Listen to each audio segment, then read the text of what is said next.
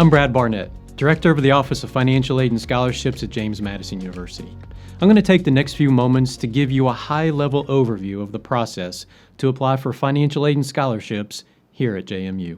Applying for financial aid for the first time can seem like an overwhelming process, but we've tried to make it as easy as possible by requiring only one form for all non-scholarship assistants.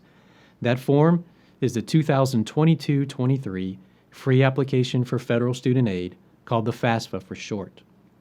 You can find the FAFSA on the web at www.studentaid.gov. I'll explain the scholarship application process in just a moment. When the FAFSA is completed, it goes to the federal government, and then two things happen after that. The government sends a copy back to you, and then they send a copy to us.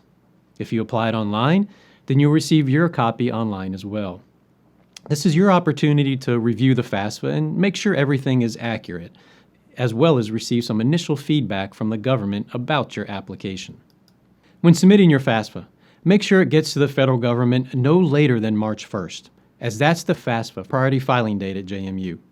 In some cases, meeting the March 1st date can increase your eligibility from assistance from certain financial aid programs. Most students submit the application online, and if that's your plan, I suggest you submit it a few days before March 1st just to make sure it gets received and processed by the government by that date. When we receive your FAFSA, we'll use the information on the application, in addition to your student record at JMU, to determine your eligibility for assistance from the federal grants, state grants, university grants, federal loans, and federal work-study programs. The culmination of this process will result in us sending you a financial aid award offer. That offer will list in the aid you may be eligible to receive from the before-mentioned programs. With that said, there are other opportunities to help cover your college expenses that might not be directly tied to the FAFSA. For example, institutional employment, which are part-time jobs on campus outside of the federal work-study program, off-campus jobs in the community, and yes, scholarships.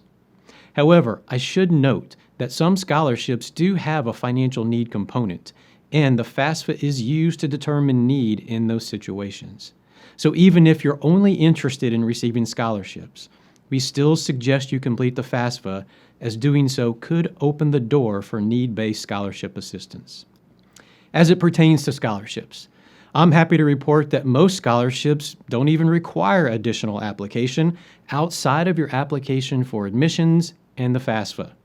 And remember, the FAFSA is only needed if there is a financial need component to the eligibility criteria.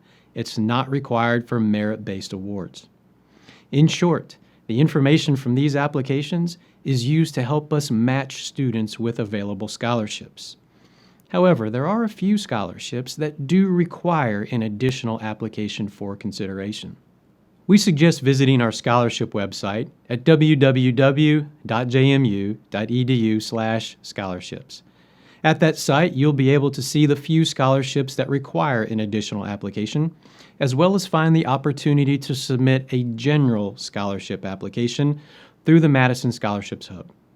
Now, submitting the general scholarship application is not a requirement for scholarship consideration, but doing so could give us additional information about you that we don't already have, and in the end, it could give you more exposure to certain scholarships.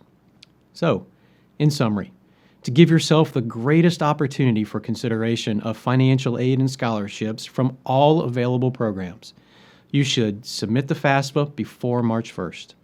Review our scholarship website to determine if there are any scholarships you can apply for that require a separate application, and complete the general scholarship application in the Madison Scholarships Hub.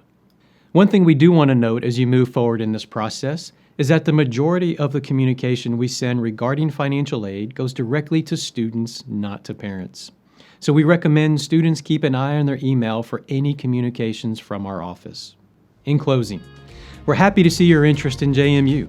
If you have additional questions about the application process, feel free to contact us by phone, email, or stop by our office on the 5th floor of the Student Success Center. You might also want to check out our website, as we have a lot of great information out there that will probably answer most of your general aid questions.